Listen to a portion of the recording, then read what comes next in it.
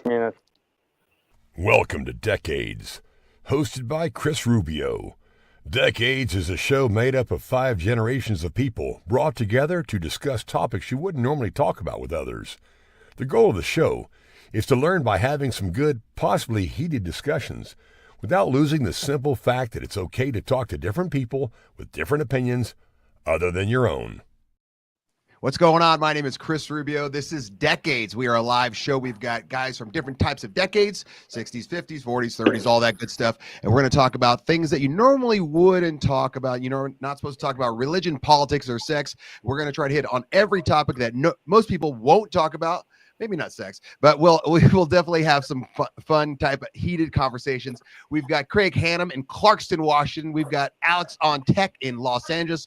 We've got Bill Geiser over in Florida, no longer in the Keys, I see. Then we've got TC, who is in Texas right now. At the house. Okay, and then we've got Michael McD coming in hot from Virginia. All right. Maryland, my bad. I've never been to Maryland. I'm in Virginia. Oh, you're in Virginia. I specifically did not mention you on purpose. I know you did. That's why I popped out. Only thing I know about Maryland is what I've learned from the movie Wedding Crashers. It's just football and crab cakes. Yum, yum, yum, yum, yum. So that's all I know about Maryland. The football part's coming more true lately. What about crab cakes? Oh, the crab cakes are always good. Are they good? They're also really good on the Delaware Shore, but they're also really good Bill Geiser, you travel a lot. Where's your you just were in the Keys? What's the best meal in the Keys? Wow. Well, I mean, there are a couple of places that are really just cool places. So, you know, it's kind of a combination of food and just the overall vibe. You know, it's a very laid back place. I love the Keys. But ate at some spectacular places. There's one place called Blue Heaven, which is okay. So yeah, it's and the owners of that own another place called Salute, which is on the beach. And then, you know, some great steakhouses and just it's a good place to hang out. If Blue Heaven, Jimmy Buffett wrote a song about the Blue Heaven, and you can go up around the corner after you've eaten dinner there, and there's a place called Better Than Sex, and it's just a dessert. It's a dessert restaurant. Yep. And one of the greatest things you'll ever have is a glass of red wine with chocolate melted around the rim of the glass, and you just drink it. The wine mixes with the chocolate, and it's right there. TC, you travel a lot. What's one of the best places you've eaten at? The best, probably my most memorable meal was at a little hole in the wall. There's 2 places. They're both hole in the wall. One is a place called Tacos El Yaqui in Rosarito, Mexico, and it's the best street tacos I've ever had in my life. And then another place, and I don't even remember the name of it, but it's a little beach bar on the island of Saipan in Micronesia, and they had pizza. It was one of those. Just everything was hitting. The band was playing Afternoon Delight by Starlight Vocal Band. Laura and I were there. The beach was perfect. The sunset was perfect. The beer was cold. It was amazing. Fantastic. Alex on Tech, we're going to Los Angeles. All of us are meeting you there in 5 hours. Where are we going to dinner? In-N-Out. Well, In-N-Out, everybody works. Okay, it's not like it's not a big secret. There's actually like a hole in the wall Mexican place, like 10 minutes walking distance from where I am. It kind of translates like just like mom's, like mom's kitchen. Okay. Hole in the wall, good burritos, good tacos, good bowls and stuff. Okay. Mexican food. I'm in for that. And Craig Hannum, you traveled around the world a lot. Where are you taking us? Some of the best places I had probably were Germany, Italy, but let's just go a little east into Florida. I was going to say Canada and poutine, but we know how you feel about that. Yeah. No, I'll tell you, my wife and I, our favorite place together is Luigi's Tuscan Grill in Fort Lauderdale. Phenomenal. It is. I mean, it's a dining experience. I'm not even exaggerating. The wine list is phenomenal. We were just there a couple of months ago. We went with Tony's daughter and her now fiance, and 4 of us sat there for about 3.5 hours. All we did was eat and drink. We finished up with 2 rounds of grappa, and it was the best Italian food I ever had in my entire life. It was amazing, just amazing. Oh, and he makes his own limoncello. I don't even care.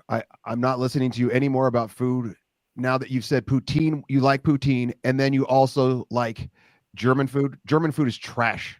Oh, no. It's so bad. Jaeger, it's great. First of all, come on, man. Do they not? Is the whole country colorblind? Why is everything like brown or gray? It's so terrible. It tastes disgusting. great. Beer's good. The beer's good. I'm not a beer drinker though. Yeah, I'm automatically in a bad mood now because you claimed that German food is good. It's terrible. Well, to be fair, can I have also one more said place, Chris? Italy. I'll drive. Yeah, go ahead. Good, Bill. He also said Italy. Italy's fine. I got that. I understand that. Italy's great. I'm okay with that. I'm 1,000. I want to go to Italy, but I want to lose 30 pounds first. So when I get there, I can let it rain. I want to like black out from eating every meal. That's what I want. That's my goal in life, is to just black out on food in Italy. I feel like I can do it. Okay, Hey, so let's move on. I did have my best olives in Iraq, though. If you guys ever get the chance to go to Lewiston, I don't know why you'd want to go, but there's a place there called Waffles and More. Oh, that place is great. Oh, yeah. Wait, Hannah, you like olives? Yes, I'm an olive freaking aficionado. You and I are officially we should never get married because we'd be 11 pounds, because I think olives are disgusting. To me, if I was going to chew on an olive, it'd be like chewing on a killer whale. It's black, man. it's rubbery, it's salty, it's disgusting. Olives are. I love a good green olive with a jalapeno, a hot spicy jalapeno, Or a piece of garlic.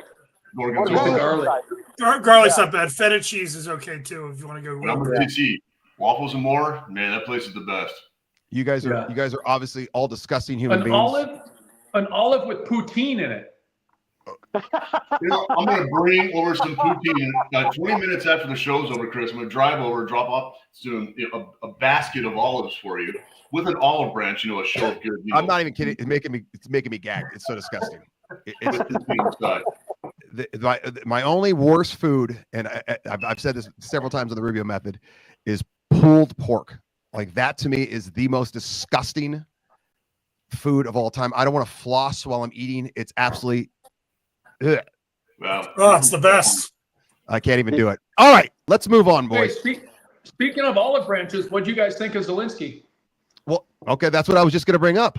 Zelensky today brought. They're doing a 30-day ceasefire. Marco Rubio, no relation, unfortunate for him, is over in, I think, Saudi Arabia right now, negotiating this peace deal, whatever. So now it's on Putin's plate to basically say, okay, yeah, we're going to sign it. Let's do a 30-day ceasefire. Let's kind of figure this out here, because obviously this going to be never ending. Let's go back to the meeting. Right. Because it's been a while since they had their little meeting at the Oval Office, where for 38 minutes, everything was hunky-dory, yay, blah, blah, blah, blah, blah. And then a reporter asked, why don't you ever wear a suit? Which, okay, I get it. It's kind of a weird question. To me, it's not that big of a deal. I equate it to where— Can you put reporter in quotes? Well, yeah, I put all mainstream reporters in quotes at this point. No, but this guy wasn't mainstream. This guy was one of these right-wing TikTok guys. Oh, well, okay. Irregardless, whatever.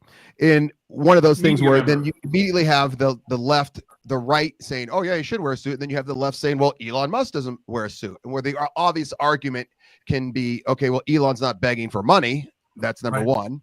Number two, this guy is the head of Ukraine. And so going back to this 38 minutes was peaceful. Everything was great. Then all of a sudden he says something to JD. JD becomes the bulldog, starts saying something back. And El Trumpo, which I was actually shocked, just let JD talk, because El Trumpo likes to poke the bear. And I was like, holy shit, this is, I felt like this was a big time test for JD. And El Trumpo was just basically, let me see what the little kid can do. And he went and he went and he went. And then it was probably about 2 minutes in to where Zelensky and him were kind of going at each other, where El Trumpo finally stepped in. I think there was mistakes made on both sides. I have one opinion on it. I want to see what your opinion is on it, Bill Geiser. What were your thoughts when you saw that? Well, I think strong leadership was on display, and it was a refreshing change from what we've had over the previous administration. You know, diplomacy doesn't mean weakness.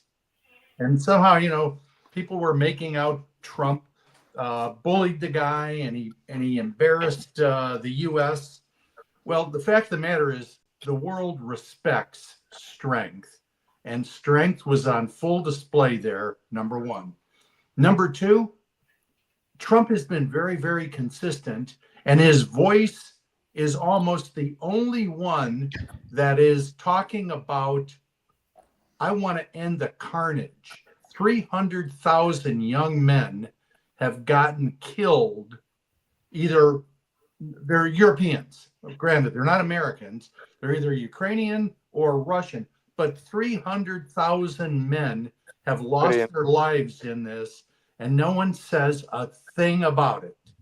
It's kind of like, we've got to defend Ukraine and Russia aggression. Well, you know what? Enough of this. There's too many fucking lives being lost there. And the last thing is, he's defending the taxpayer interest. We spent $350 billion to those guys. They haven't accounted for hardly anything. I read today, Javelin missiles that we sent to the Ukraine are now on the fucking Mexican border. Ooh. How did that fucking happen? Whose head do we put on a stick for that? Somebody needs to go to jail or get shot in front of the firing squad if that was a U.S., and I'm sure it was a U.S. person involved in that con game. So God bless Donald Trump for exhibiting leadership, and it's going to lead to peace. That I can guarantee you. It's going to happen. Alex on tech, what did you think about it? Did you think it showed leadership, or did you think it showed maybe not being respectful or not being couth or something like that? I agree with Bill. It did show leadership. And as far as money being stolen, I have a second cousin who lives in Kiev, and her significant other was actually drafted into Ukrainian army to, I guess, to prepare to fight with Russia. And she had to buy him like a particularly medical supplies to go to the army. Okay, so not like army is not providing that stuff. Okay, so it's kind of stupid to me. Okay, you have to kind of get your supplies to go to the army, you know, which means a lot of money was actually stolen, like Bill says, you know. And there are so many examples of it. Okay, whether it was on our end or Ukrainian end or both ends, you know. But U.S. is in $37 trillion in debt. Okay, we cannot afford to give free money without any accountability. Okay, and also my last point, as far as Zelensky against Trump or against Vance, beggars cannot be choosers. There's that. Michael McD, what's your thoughts? Did you think of it as showing power, or were you gonna cringe? I'll start off with some good news for Bill Geiser. The Ukrainian javelin on the Mexican border has been debunked. It was a mistranslation. The Spanish reporter said, this is a javelin. Yeah, there was a javelin there. And she said it was the person said it was like the ones that have been sent to the Ukraine. The Spanish got poorly translated in English that it was one of the ones that was sent to the Ukraine. And that has since been debunked. So the good news, Bill, for you is you don't have to worry about javelins we sent to the Ukraine being on the Mexican border, because that's not true. I don't buy that. You may be right, or you may be wrong. Look, don't get me wrong. Anytime we ever send arms, because it was General Douglas MacArthur, McGregor was the one who was talking about it today. So yeah, I mean, I just read about it a half hour before the call. The AP Newswire and a whole bunch of others have come forward and said, we got to retract this story. This was a mistake. So the good news is that didn't happen. I mean, I'm just trying to give you some good news. We'll find out. Here's what I think. I think, for context on his suit, or his lack of a suit, by the way, Zelensky said years ago when this thing started that he was going to wear a military uniform while his country was at war, and he wasn't going to take it off until there was peace. And that's what he's wearing. Winston Churchill came and visited the White House wearing military clothes during World War II, and I don't think anybody would accuse Winston Churchill of being a second-rate, not strong guy. If that's a non-issue for me. That's been debunked, Michael. There's a picture of him. He wore a suit to another event after Trump, and there's still no peace. You mean Zelensky? Yeah. So he may have put a suit on. So somebody's full of bullshit. When he appears at the White House, he's always worn his military clothes when he's in his role as a political leader, because he's trying to be the commander in chief of his country. Real quick. This is optics and silly. Here's what I think. Hold on, Mike, real quick. I just want to go to Hannum to talk about this. Hannum, you are the only, well, TC as well. You're behind my camera, TC, so I can barely see you. Would you two like it if, say, El Trumpo went to another country in army gear? Or would you say, that's kind of weird? No, that's what? Go ahead, TC. No, you go. I said no. TC, go. I couldn't hear you. No, I would not like it at all. He's not a soldier. He's not enlisted. He's not an officer. He did not serve. No, absolutely not. Okay, Hannum? Yeah, I agree with TC because he's the commander in chief. He's the only civilian that is saluted by armed forces personnel, point blank. So if he's going to another country to lobby for peace, etc., you show up in your appropriate uniform. In my opinion, the president of Ukraine, Zelensky, should be showing up to the White House appropriately dressed. That's and it's not about the appropriate attire for the individual. It's the appropriate attire for the office in which you're walking into. You be respectful. When I had to do my stuff with Bush and Obama, I was dressed to my freaking gills. Chest, lettuce, all that jazz, because that was the appropriate attire that showed respect for the office. Yeah, I think my point is he's been wearing this outfit in the White House for years now. It's his, whether it's his culture, it's his thing, it's his little symbolic pledge. But I also think it's largely optics and not that important compared to the bigger issues. No, I get it.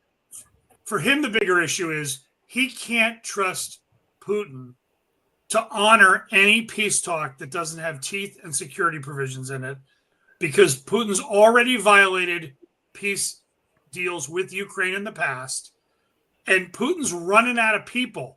A peace with no teeth right now is a restocking period for Putin. Does security guarantees rebuild his army, mean boots? 3 years from now, he'll go right back over that border. But does security guarantees mean U.S. soldiers on the ground? No, I don't think anybody has said that. No one has said that. Well, then what's the security guarantee?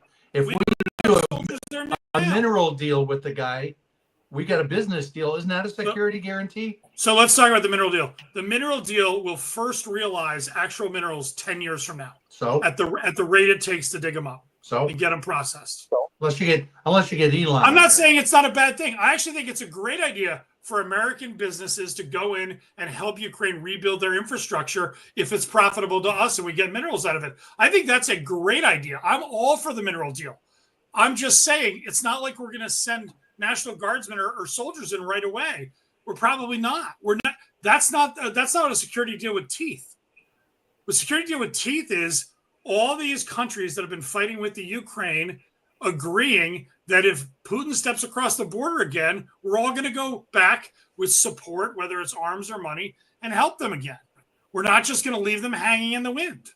Okay, but then, Michael, at what point does the U.S. say, we've put in $175 billion, guys. Right. We need some other countries, like you're saying, these other European countries, to step up to the bill. Because I saw one of my Facebook friends had this Statue of Liberty all lit up in blue and gold and says, it's great that France is actually supporting Ukraine, unlike the United States.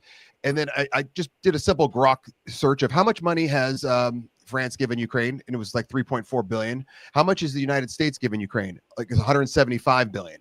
So what if we put lights of blue and yellow on the Statue of Liberty or something like that, and say, give us $172 billion back? Because I don't know what France's economy is in comparison to ours. I would expect them to do what they can too. Absolutely. Yeah. Look, if Putin goes across the border into Ukraine, I guarantee he's going to go into other countries too. This guy is going to develop. He is just going to keep moving forward. He absolutely will. No. Okay, I understand. But my question, Michael, and this is something I just asked on my show last hour. At what point is it okay? We've done enough. Like, so is this just everlasting funding for this? Like, I want to be very clear. our support for the Ukraine is also in our self-interest. I understand that, but I want to do proportional to that.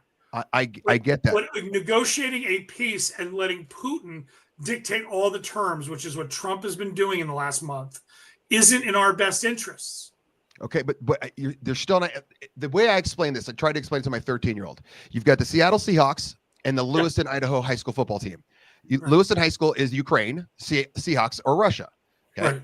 No matter how much money Big Daddy keeps giving to Lewiston High School football, I can give them the best equipment, the best training, the best helicopter. They're never going to beat the Seahawks.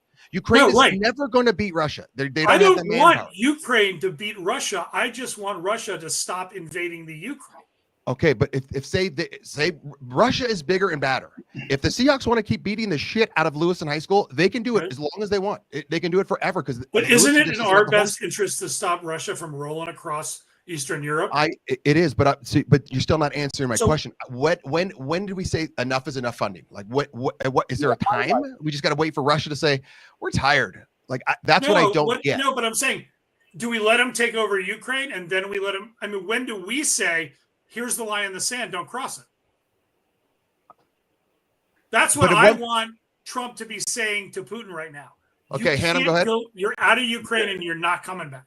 Let's look at history real fast. Okay, we have left Ukraine alone for a very long time because they're still the international hub for women human smuggling. Okay, that's still happening, and there's a rise with men nowadays. Back in 2014, I'm pretty sure 2014, he attacked his own country. Zelensky, he attacked his own people. Okay, we didn't do anything. No, right? What do you mean? I don't know what you mean by he attacked his own people. Didn't he do something against his own people? He used the military against his own people. Am I wrong on that? Help me out. Not him. It wasn't him. No. Well, it 2014. I think it was the president who actually exiled to Russia. He was the one who attacked his own people. He's a bad guy. We don't like him either. Yeah. Thank you. Okay, but the Ukrainian military was used against its own people, right? Exactly. Okay. Yes. All right. So if we look at history, anytime we broker a deal through Saudi Arabia, that deal always goes through when it comes to peace. I know that historically. Whenever you get the Crown Prince involved, because they quite honestly the benefactors of peace. So like when we invaded Afghanistan, we were allowed to stage everything in Saudi Arabia initially. When we went into Kuwait in 91, we staged in Saudi Arabia because they support that. Okay. Yeah. I agree. Allowing Russia to invade Ukraine because they are a weaker country. I love that analogy you used, Chris. That was on point, man. Because they are a weaker country as far as their military is concerned. We know that Russia wanted an extra 1,000 kilometers or another 1,500 kilometers of standoff distance to Moscow from the Russian border. We understand that part. Okay. However, I do think if we look at history, anytime we broker a deal following a conflict, we're going to eventually have peacekeepers in that country that are wearing the American flag. If we're going to broker a deal for minerals or whatever this might be for the next 10, 20 years, whatever else we find, we got to find a way to secure that and keep it safe so we can get our return. Other, for example, North and South Korea, technically it's just a ceasefire. It's just an armistice. Right. Yeah. If we left South Korea, they would cross that border at the demarcation line and just roll over Seoul in less than 24 hours. I think, based on what history has taught us through military action, we have U.S. peacekeepers, not UN, but U.S. peacekeepers helping to stabilize that region to prevent. Because then if you have U.S. troops on the ground, like Bill was kind of saying, what's next? U.S. troops on the ground? Yeah. Because now if you have soldiers, Air Force, special operations, whatever it might be, all that is now staged in that country. Russia is not going to cross that line. I'm good. By the way, I'm good with Craig. I'm good with everything you just said, but I don't think Putin is, and I think I'm worried Trump's going to give it away because he seems to be enamored by the guy. I don't agree with that. I don't either. Well, that's fair. You might like him as a guy, but as far as a military strength and might, it's a loose cannon. That's a dictatorship versus a democratic election. If we can get a precious metals deal or an ore deal that gives us both an excuse and a good reason to have peacekeepers on the ground there, and we can hold the Russians from going any further west, I'm happy as a clam. Because I know we're doing happy as a clam. in the Congo, Uganda. If you go back and watch this, I mean, go back and watch the meeting in the Oval Office. What Zelensky was trying to say over and over and over again was, we cannot trust Putin to honor his word, which we all know is true if you just follow his history. And I'm not going to give him an opportunity to just get whatever he wants. Yeah, but he tried to retrade the deal after he had agreed to sign the agreement. He was ready and then to sign the agreement in front of the world.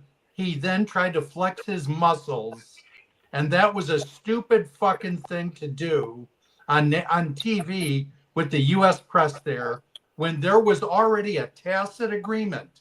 Yeah, I think he was reacting to some unusually. Well, then you know what he is? He's a rank amateur. He's in over his head. I think he was hoping for another blank check for another 4 years. Well, and I think he was hoping for a peace deal. We're out of the blank. No, he's out of the blank check business, and he doesn't. Another big mistake by Zelensky was he was trying to argue with one of the best arguers in the world, but he was doing it in his second or third language. I mean, we hear Gru when Gru gets fired up, and English is not his first language, and I always say, I can't understand you, man. And so Zelensky's trying to think in his third, fourth, second language, and so the whole thing going back and forth. Gru, what are your thoughts on this? Then I'm going to come to TC. Okay, several points. First of all, Zelensky met with some Democrats like Susan Rice, etc., a day before, who told him to basically fuck the deal with Trump. Okay, and also as far as Putin going to other countries, he could have gone to like Baltic countries, but he did not because they're part of NATO. He could have taken over Latvia, Estonia, and Lithuania like in a couple of days, a lot easier than Ukraine, and he did not. He did not invent Poland, again, but he went to Ukraine because Ukraine was like an easy target that his military and his intelligence guy told them, it's going to be like 3 days, you're going to be in Kiev, going to be parade, people are going to, basically like you and basically, invite you over. So it didn't happen. And also big countries like France and Germany and many other countries, they don't contribute enough into NATO budget, unlike us. So we basically subsidize in France and Germany and UK and Canada, and we are paying for it. And I'm not okay with it. Okay, so I'm not okay with giving. I don't disagree with that at all, and I'm glad that we've got them to agree to pay more. Exactly. I mean, and when Trump was saying it last time around and this time around, he wants to break up NATO. He wants to be isolationist, and stuff. No, he wants to have a fair deal. So if everybody contributes at least 3%, everybody does, not just us. Okay. All countries. Don't forget that Trump's being a tactician with Putin. Keep your friends close and your enemies closer. As long as he's got tabs on that dude. The 1,100 something nukes that he has no idea where they're at, we shouldn't have to worry about that. So I think he's playing a chess game with Putin. I don't think he's an amateur guy, Mike, but I think he respects him as a global leader, but he's keeping him close enough to keep tabs on him, just like he did the previous term. Hannum's freezing up on Craig, I will respectfully disagree with you on that. I get your opinion. I understand. By the way, and I hope you're right. I really do. But I think when Trump starts to talk about how he and Putin went through this horrible thing with the impeachment trial together, he tips his hand that he wants to be seen. He wants the world to be three big superpowers: Trump, Putin, and China. And that these guys, he doesn't like the whole European model. He doesn't like the NATO model. I think that's what he wants. I think he likes tough guy politics and he wants to be seen as a tough guy. And I think he's easily flattered, and Putin's good at doing that to him. Mike, do you think Biden did a good job? Do you think that was a successful Ukraine policy? So no, and here's why. I actually heard a great line by someone on TV 2 weeks ago. I can't remember who said it, and here's what I believe is true. I believe that Biden never understood how to use America's power, but in my opinion, he had a better understanding of America's values. I believe Trump doesn't understand America's values, but he's better at using our power. I was going to say Rush Limbaugh, but no, I'm not going to say that anymore. What? No, explain that to me, Mike. What do you mean by America's values? How does El Trumpo not know America's values? I just think that his attitude towards all sorts of downtrodden people is lousy. I think his attitude towards cooperating with other countries is lousy. I think he wants to lead. Well, I think he wants to lead by ruling, not by leading. He wants instead of setting examples, he wants to say, "I'm the strongest kid on the block. Do what I say." I disagree. And I don't think that's how America diplomacy I think he's got a definite America 100 first years. foreign policy, and I think Biden's foreign policy was America last. I think Biden's problem was he didn't flex our muscles enough. That's what I think Biden's problem. I will agree with you on that. He didn't flex that muscle enough. Well, you can only pedal a bike so fast. TC, thought? Yeah, I'm for some reason I'm going back to the whole military uniform thing, and I'm remembering what you used to tell your snappers. You don't go into a coach's office looking for a scholarship wearing sweatpants and slides. Right. No. You dress with respect. I get it. I was in the military, but he was wearing fatigues. If you're going into the freaking highest office in the world, wear some dress blues. Wear some, or I don't know, dress or whatever they have in Ukraine. Dress blue and yellows. I don't care. But wearing a black polo. That may be a military uniform, but probably like for the Space Force or something. Look, you're right, because it's my turn now. The other thing I don't get is why are we the world's police again? Let's worry about America and then fix everybody else if they can't fix themselves. We need to unscrew ourselves before we start putting the wrenches to other places. That's just my opinion. Okay, now Michael, I hate to keep coming back to you on this one, and I understand what you're saying. Okay, we've got to fund it until Putin says, I'm not taking over Ukraine. And you're saying he's a maniacal person. God knows what he's going to do. We can't trust him on any of this. Blah blah blah blah. But at what point do we just keep funding until Putin dies, or what do we do? I don't understand. If we can't trust him, I think what we do is. I think what we do is we stop him here. We get him to agree to stop. We get other people to agree he has to stop there. And if he keeps trying to push west, we get a coalition of European countries and we stop him. Look, not to make the crazy analogy, but it's what happened with the Nazis. They kept pushing west. Neville Chamberlain said it wasn't going to be a problem. They kept taking over other countries. And finally, everybody said enough is enough. You have to do that sometimes. Yeah, but Michael, we were the only country in World War II that had nuclear weapons. Right. And but we don't want a nuclear war. No one wants any country to launch a nuclear missile. Go ahead, Bill Geiser. What's interesting to me is that, so this thing's been going on for a long time. It's going on from the beginning. It was going on probably during part of Trump's first administration, certainly all the way through Biden's term, but it's now here in the second administration for Trump. In his first 30 days, he's doing tangible things. I mean, you can disagree with them, but they're tangible things. Peace talks. He's forcing peace talks. He's like Mo grabbing Curly and Larry and slapping their two heads together and saying, "Come on, you knuckleheads, sort this thing out." Peace talks. He's the one that came up with them. Wait, let me finish. Mineral deals. Peace talks. Where was the Democratic plan? What was it? Just give them more fucking money. I don't disagree that Biden did not at least we got, let's wait and see what happened. Zelensky today said, I'm willing to, go into a ceasefire. We'll see if he sticks with it, and we'll see if Putin goes along too. Maybe he will, maybe he won't. Let's hope they do. Let's hope the bloodshed ends. But at least give Trump some credit for doing something tangible. And not coming off like a wussy. You know what I mean? I don't disagree with you that Biden did a horrible job of driving the peace process with this war. I completely agree with you on that. Groot? Okay, one more point I'm going to make. When Russia invaded Ukraine back in 2014, they took Crimea, they took some parts of Donbass and eastern Ukraine. Obama gave Ukraine blankets.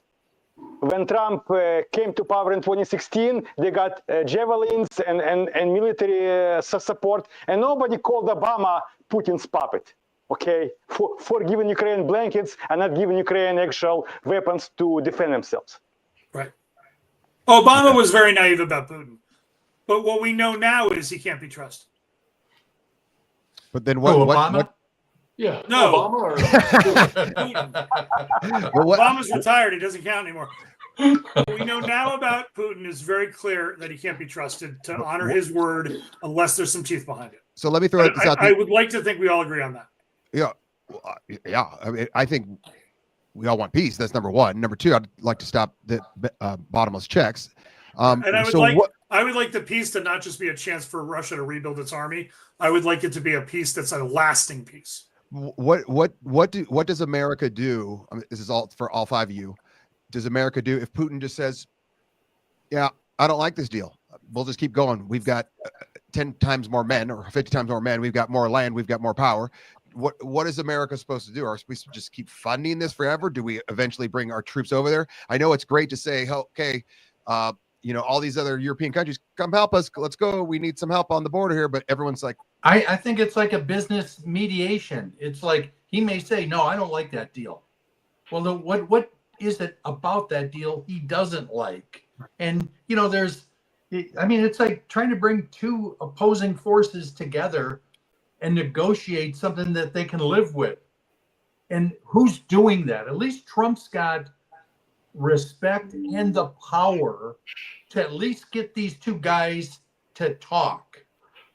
And that's a step in the right direction. Where it leads and how quickly it happens, I don't know. But my sense is they're both hurting economically.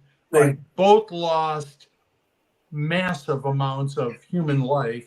Putin more than the Ukraine. And they're tired. They're looking for a way out. Rubio, I don't think anybody would believe Putin if right now he said, I got massive guys, I got more, I can just come in and do it. Because if he could have beaten Ukraine, he would have right now. I think his problem is two main things right now. He didn't expect nearly the kind of pushback from the Ukraine that he got. And those people, not to use the cliche, but Russia's fighting to grab Ukraine. The Ukrainians are fighting for their lives and to keep their land. Number two, one of the things about this system that Putin's been running in Russia for years, where it's this autocracy where everybody's brother-in-law gets a government contract to build tanks and planes, is all that shit's outdated. A lot of his shit's outdated and doesn't work very well. I mean, it's because he's dealing with pork barrel bullshit. A lot of his stuff doesn't work very well. We're sending, and Europe's sending Ukraine stuff that does work. So I don't think Putin can say right now, I'm just going to keep going. And the concern isn't that he's going to do that. The concern is he's going to get peace with no teeth. He's going to spend 3 years rebuilding his military, and we'll all be having this conversation again in 5 years. Okay. Tomorrow's military is not going to look like yesterday's military. That's the problem. It's going to, if he rebuilds his military for 3 years, it's going to be better. So is ours. TC, what? I was going to say, yeah, he might rebuild it, but in 5 years, JD is going to be president, and our military will be 5 years stronger as well. Yeah. So, but now, you don't want to send. I don't want to send our military. No, I don't want it to be us versus them. Right. But if we had peacekeepers guarding our mineral oils and we had our mineral our mines and we had a reason to be there, I agree. I think Rubio. You think 100% right about that. I don't think you need peacekeepers there if you got a mineral deal. If you have your citizens there, business people, miners working, and they go kill those people, well, now you've done fucked with the wrong group. That's why you don't need soldiers there to enforce borders. Right. We need those soldiers on our border. We don't need them on the Ukraine border. But if you have your business interest there, and he starts messing with our business, that's the same thing. That's a security guarantee. That was my point early on. He had a security guarantee if he had just signed that deal. He wasn't bright enough to recognize that. I think the deal was a pretty loose framework at that point, and he was looking for more detail on it, but that's my opinion. This was a good discussion. I want to move on to El Trumpo's, I guess it was basically State of the Union, okay? Because that's pretty much what it was. Yep. I thought it was very interesting, and a lot of people showed their true colors. I thought the way I explained it on the show earlier was if you've ever been through a divorce or know people that have gone through divorce, that first year, second year, maybe right after, you're spitting venom at each other. You look at the other person, you're not happy with them, they're not happy with you. You both, if they're dead, if they were burning in your living room, you probably wouldn't piss on them to put them out. It's just one of those things. But say you had a 10-year-old kid and the kid was playing Little League baseball and the kid hits a home run or he makes a great pitch or he saves someone from landing on a fence or something, whatever. You would both look at each other. The divorced couple would go, that's our kid, at least we did that right, And this is one of those things where when El Trumpo was saying his things about, let's just say the black 13-year-old with cancer, or the girl that was raped and murdered under the Texas bridge, and okay, she loved animals, so now we're going to make this animal sanctuary after her, rah, rah, rah. And you had one side, yay, oh my God, this is such a nice moment, and the mom's right there and she's crying. And then you have the other side, the divorced wife or divorced husband, sitting like this, not clapping. And it just was like, you guys, let's take the gloves off for certain things. We get it. You hate Trump. He even came out with the first thing and said, I could do things and you guys wouldn't never clap for me. But am I wrong to think that was almost a little immature? Oh, you're not going to get any. You're not going to get any argument from me. Someone else. Go ahead. Sorry. Go ahead.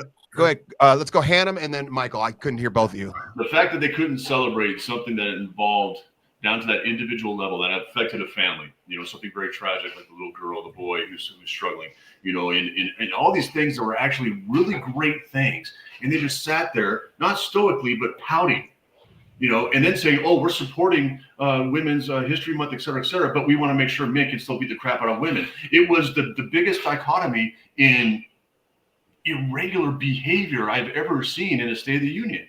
And usually there's been times, Democrat, Republican president, both sides would be like, yeah, that's a good thing that you did. That's awesome. That's wonderful.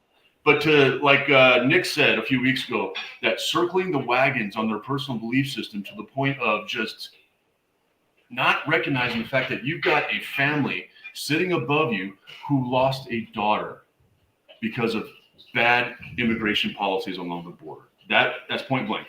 And I'm sure we all agree on that would not have happened if we had locked down the border. That dude never would have come across as a career criminal and rapist.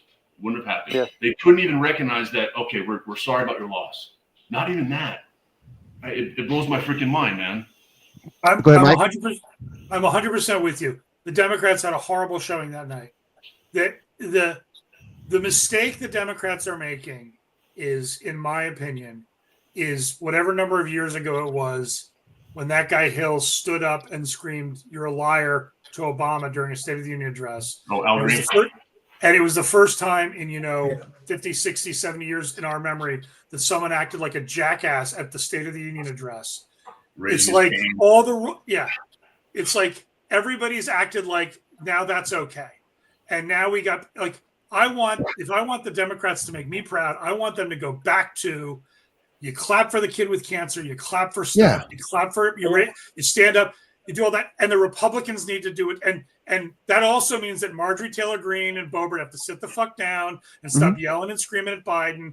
Everybody has to be fucking respectful of the State of the Union address. The eyes of the world and the eyes of the citizens are upon us. And I think there's a time and a place for partisan debate, and the State of the Union isn't it. You do that the rest of the year when you're on the floor debating things with each other. Then you debate things with each other. The last thing I want is our State of the Union address, which only happens once every 4 years, to turn into those scenes from movies about the British government where they're all yelling and screaming across the aisle at each other. It's idiotic. It's childish. It's stupid. If I was what's his name, Jeffries or any of those guys, I would have sat everybody in a room together the night before, and I would have said, look, y'all want to wear the same color, wear the same colored dress, whatever. But if anybody stands up and yells and screams and causes a problem, you're disavowed. It's not respectful. But it was like, Michael, they had no common sense. Like, it's like they had no leader. Like, so say I'm the leader of you guys. They don't right now. That's the problem. A couple of you said, okay, we're going to wear pink for women's sports or, women's rights. Yeah. And I would have said, okay, but let's look what the other team's going to say.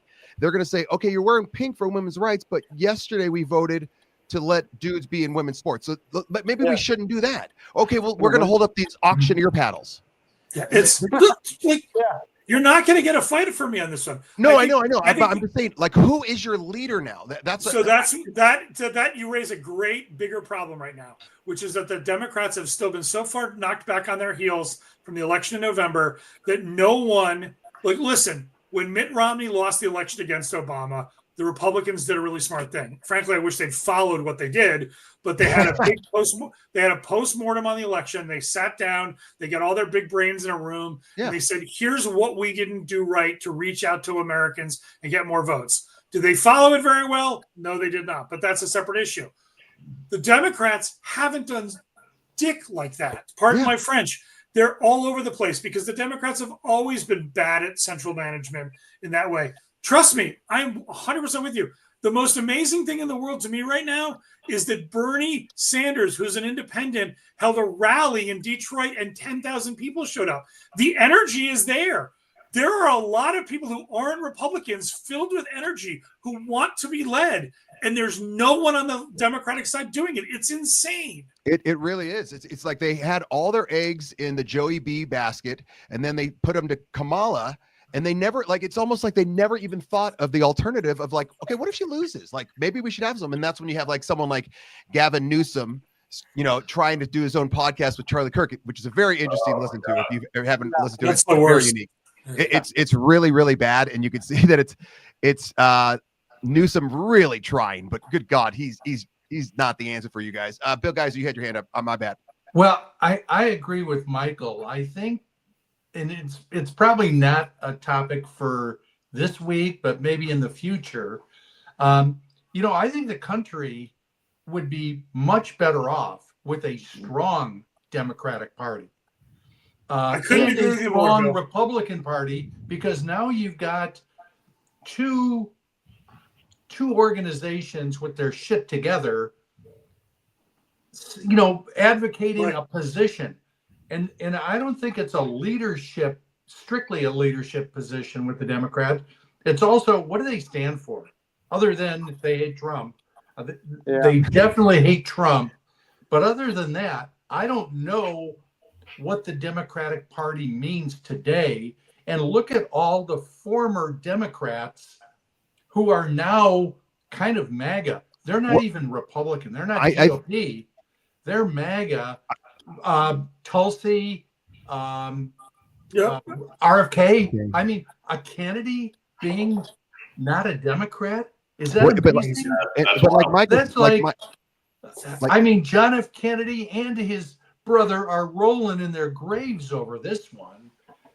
It's crazy. And as far as Bernie is concerned, I think I've said this in previous decades.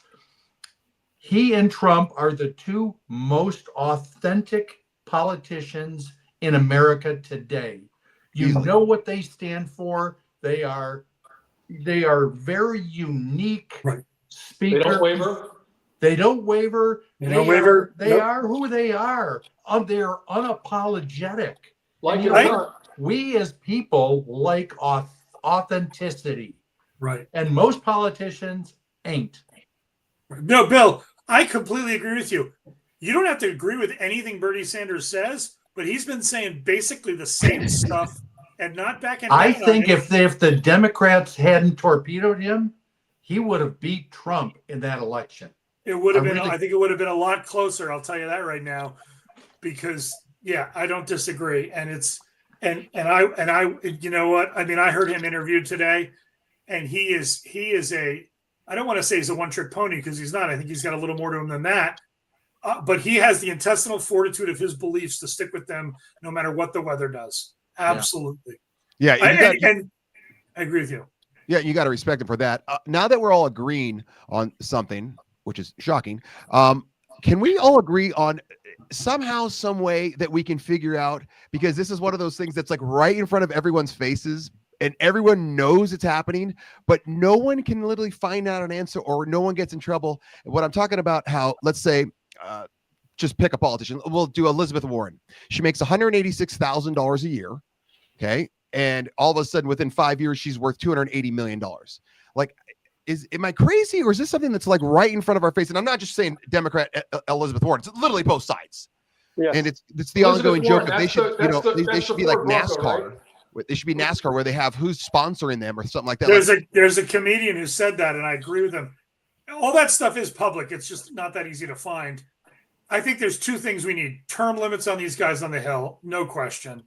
And number two, whatever you can do to tighten up all these lobbying rules, we need another round of that.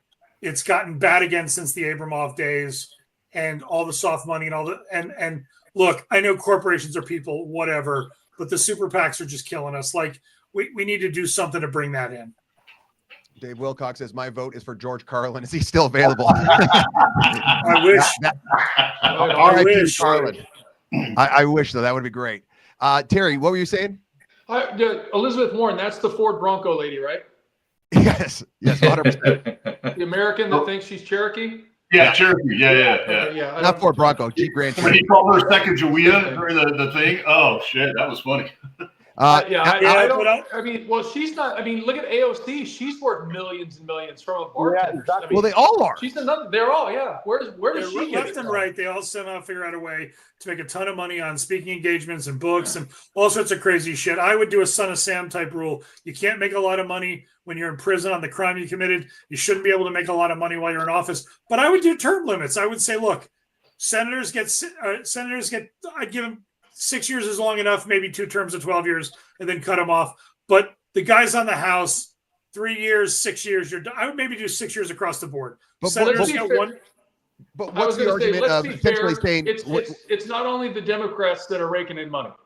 Oh, yes. Let's be honest and fair. No, 100%. Absolutely. Yeah. But what about the argument where people say, and Gru, I'm going to come back to you right after this, where they basically do have term limits because they have to be voted back in. So if we don't like them, just stop voting for these people. Yeah, but the thing is, name recognition and the benefit of being an incumbent statistically makes it really hard to beat somebody unless they're abysmal. That is changing over time because, sort of to Bill's point, what was interesting, and actually it was Stephen Colbert who pointed this out when Trump got elected the first time, is that, look, political parties in my mind are really good for two things: raising money and helping communicate and getting the message out. The amazing thing about the internet and the new world is guys like Bernie and Trump can do this stuff without the party behind them more than they used to be able to. And so what was amazing was when Bernie gave Hillary a serious run for her money and Trump surprised all the other Republicans in the primary in 2016, it was a moment of pure populism in some ways. The parties all were looking at each other going, we've lost control of the candidacies. Mm-hmm. Normally, there was no star chamber back room. We're going to give Hillary the nod. We'll do a pretend little, we'll have a little primary where some guy from the Green Party gives her a little bit of a fight, but basically she's it. No, Bernie came out of nowhere and gave her a run for her money. And Trump surprised all the Republicans because the parties are becoming less relevant. And by the way, the problem the Democrats are having right now without having a cohesive message reminds me of the problem John Boehner had right after Obama got elected and the Tea Party went crazy and he had all these different factions in the Republican Party and he couldn't get them on message or on point for a while because he was dealing with the Tea Party and the moderate Republicans and the Southern Republicans, and he had a real problem getting them together. Because didn't George Washington say it best? Have no parties in politics. Yeah, but I think maybe we'll go to that. And I'll shut up for a while, but I'll also say the biggest problem in our country right now is that people don't vote in the primaries. Moderate Democrats and centrist-lining Democrats and centrist-lining Republicans agree on more than they disagree. But the problem is at the primaries, it's the wingnuts on both sides who go out and pick the people who are going to be in the primaries. And now we're all fighting over far left and far right come the nationals. We'll see if they can agree on a budget come Friday. Yeah. Well, I think they extended it, but yeah. Gru, you were going to say something. Yeah, I think the majority of the money that all those politicians are making on both sides are made from insider trading. Let's say if Pelosi is in charge of some kind of deal with the military contractor, she knows it's going to be a deal with Boeing, and her husband goes and buys stock ahead of her, basically doing a vote on it, then her family makes a lot of money. And I think they're exempt from insider trading laws. I'd be real interested to see who made a lot of money on Detroit in between, we're going to put the tariffs in place, and 24 hours later, we're going to put the tariffs in place, but not for car manufacturers. I bet a shitload of money was made in that 24 hours by somebody who knew which way that was going to go. Yeah, but didn't Cheney have stock in KBR, Kellogg, Brown and Root, which was the primary contractor in Afghanistan and Iraq when we first invaded? And BlackRock, yeah. Oh, Yes. Cheney made a ton of money on Iraq. Cheney was a CEO of Halliburton before he became vice president. Halliburton got lots of contracts in Iraq. Okay, so we've got 4 minutes left. Sub 60, Ed's starting to yell. Sub 60, come on the screen. I've got one final question. This is going to be a round robin. We're going to go around real quick. The question is, no matter the year, sporting event you wish you were at. Sporting event you wish you were at. Doesn't matter the year. Craig Hannum up first. Red Sox Yankees 2004. Damn, that's a good one. Sub 60 Ed. Any one of the 80s Super Bowl wins. No. You have to choose one. Oh, Jesus. This is my game. The 87 Super Bowl win for the Redskins. Okay, good. I like that. Gru? 1982 Soccer World Cup in Spain. Oh, he said sports. TC? Miracle on Ice. Nice. Yeah, you took mine. Yeah. That's a good one. That's Damn what it. I was going to say. I'm still mad at the Russians. Miracle on Ice. Absolutely. There you go. Michael McD. So Michael would have said Miracle on Ice. Damn, that's a really good one. That is a really good one. Bill Geiser? I think 2008 Olympics in China when Phelps got his 8th gold medal. That's nice. For you, that would be Very obviously a very, very big one. Michael, can you pick up a second one since TC's Yeah, still Jesse here? Owens sticking his fist up in the air at the Nazis. I would have loved to have seen that. That'd have been a good one too. Very good. Well, Of course, I would have had to be in Berlin and then, but maybe I wouldn't want to be there. But we could been maybe a helicopter flying them out. What's yours, Rubio? Sub 68. Who's the winner?